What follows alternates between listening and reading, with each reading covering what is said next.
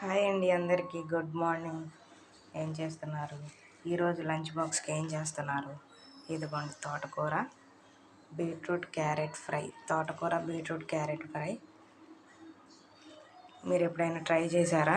చాలా బాగుంటుంది, ఒకసారి ట్రై చేయండి. టీ తాగేశారా? టీ ఇదిగోండి జావ కాగుతుంది.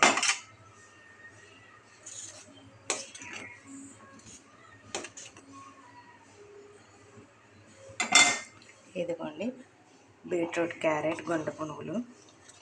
పిల్లలు మామూలుగా బీట్రూట్ క్యారెట్ ఇస్తే తీసుకోవడం లేదు, అందుకని ఇలా